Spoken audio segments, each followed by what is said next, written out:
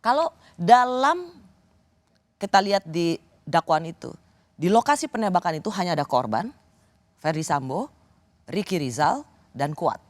Ibu Putri katanya berada di kamar yang tidak jauh dari itu. Ya. Ricky Rizal mengatakan tidak melihat.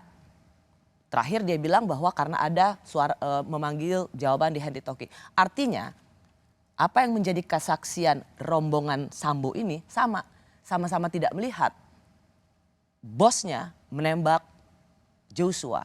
Jadi ini seperti 3 lawan 1.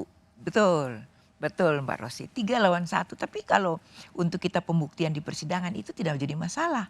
Meskipun 3 lawan 1 karena saya katakan tadi kan ada 5 alat bukti ini. Nah, ini nanti kita bisa melahirkan alat bukti petunjuk yang ini sering kita gunakan di dalam pembuktian-pembuktian yang perkara-perkara yang sulit pembuktiannya. Jadi tidak bisa secara misalnya gimana, kasat mata kita misalnya melihat. Gimana alat bukti petunjuk? Alat bukti petunjuk ini kesesuaian antara alat bukti yang lain.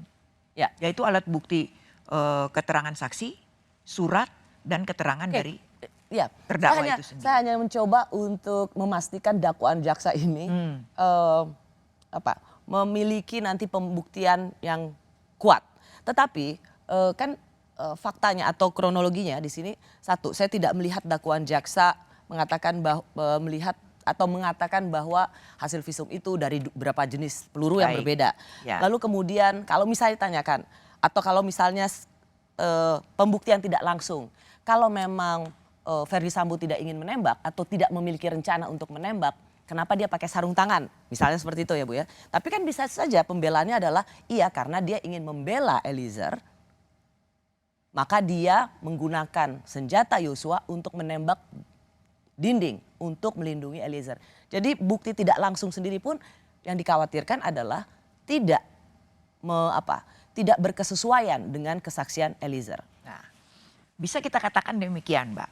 Ini kalau orang memang kita begini Mbak Rosi ya, kita sudah melihat ini ada keterangannya seperti ini, ada pemberitaannya seperti ini, ya kan?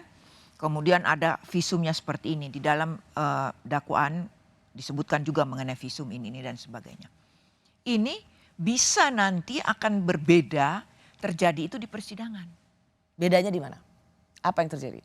Semua keterangan-keterangan ini akan menjadi tidak punya nilai kalau keterangan lain muncul di persidangan. Karena di dalam KUHP itu dikatakan bahwa yang digunakan itu adalah yang ada di persidangan. Betul, ya. Sehingga pada waktu kita dialog nanti di persidangan bertanya dan sebagainya, itu bisa saksi itu tadinya di BAP-nya mengatakan demikian, dia mencapai suatu titik, dia bingung sendiri dengan keterangannya. Karena digali hakim. Ya, karena digali hakim. Kalau kelihatan bahwa keterangan itu sebenarnya tidak beralasan. Meskipun dia mengatakan menuangkan kesaksiannya di BAP seperti itu, digali oleh hakim, digali oleh jaksa. Ya. Dan ternyata tidak berkesesuaian. Tidak berkesesuaian. Nah, ini kita akan mengabaikan keterangannya yang tidak benar itu karena hakim akan menilai di persidangan kan. Dan keterangan yang digunakan adalah yang di persidangan itu. Makanya kadang-kadang orang itu atau masyarakat publik kadang-kadang itu sebelum disidangkan sudah seolah-olah menjatuhkan putusan dalam tanda petik ya. Padahal ini bisa berbalik di dalam persidangan. Tergantung nanti bagaimana hakim menggali itu di persidangan, penuntut umum menggali itu di persidangan maupun penasihat hukum dari terdakwa sendiri menggali di persidangan. Kalau Bu Albertina sebagai hakimnya, pertanyaan-pertanyaan seperti apa yang Ibu akan gali? Ya tentu saja kalau saya pribadi ya, nanti dari dalam persidangan itu kita akan melihat keterangan-keterangannya tentu saja masuk akal atau tidak. Itu kalau bagi saya itu paling nomor 1. Logis atau tidak keterangan yang diberikan itu. Alasan yang diberikan itu benar masuk di akal sehat ya.